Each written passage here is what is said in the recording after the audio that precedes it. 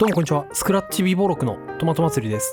CDJ1 週間ぐらい借りてますので、何か要望があればコメントください。前のコントローラーの時もそうだったんですが、今回 CDJ を貸してくれたのは DJ ベイブさんという友達です。いつもありがとう。というわけで、基本的なスクラッチの技をダイジェストでお送りいたします。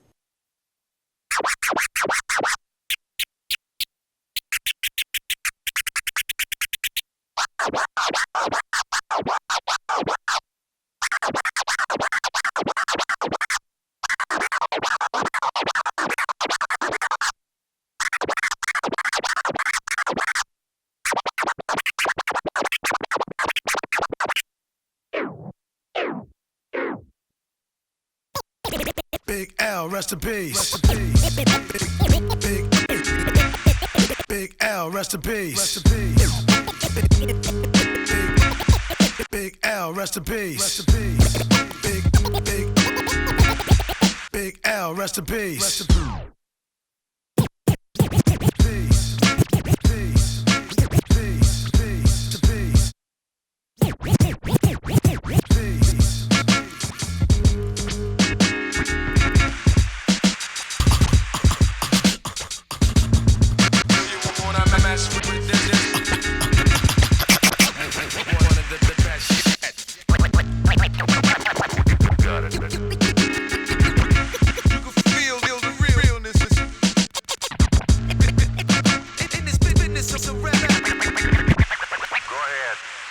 Fresh out the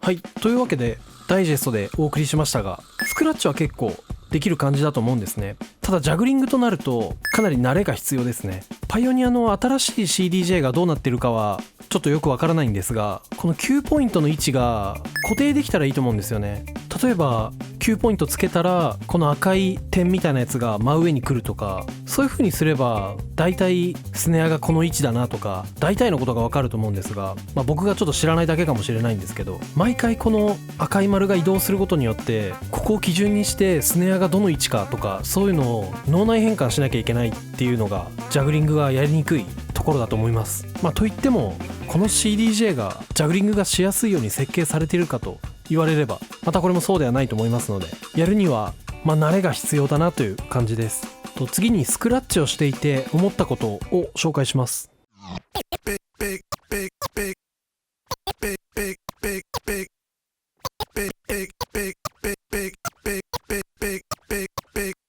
はい、レコードを触るときも同じなんですが、 CDJ だと手を真上に離すだけで音が再生されてしまうのでなかなかやらないと思うんですが、手を離すときに前に離してレコードを戻すときは前から戻す、この赤い丸のあたりをキープするっていうのが大事ですね。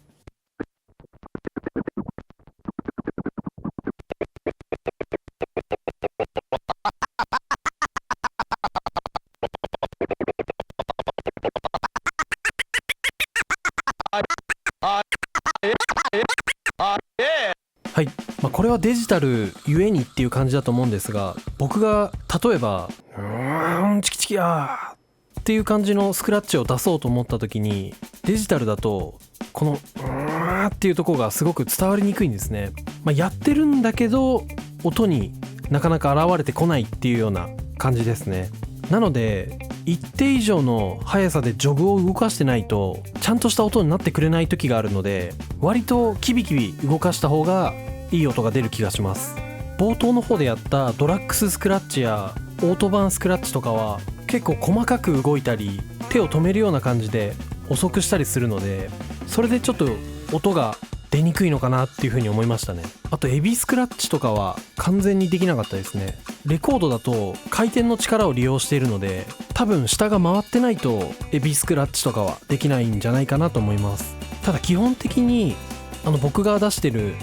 ベイビースクラッチのやり方だったりフォワードスクラッチのやり方だったり、あれと動きとか考え方っていうのはほとんど変わらないですね。CDJ だからこういう風にしなきゃいけないっていうのも特にそこまで強く感じるものはなかったですね。キレが悪いなっていう風になってる原因として、何でも機械のせいっていうわけじゃないんですけど、このクロスフェーダーのどこから音が出るかっていうのも結構重要だったりする時もあるんですね。結構スクラッチ向きのミキサーだともうちょっと動かせば音が出るっていう状態になってるので、無駄がないというか、その無駄がない分早く切れるっていう感じですね。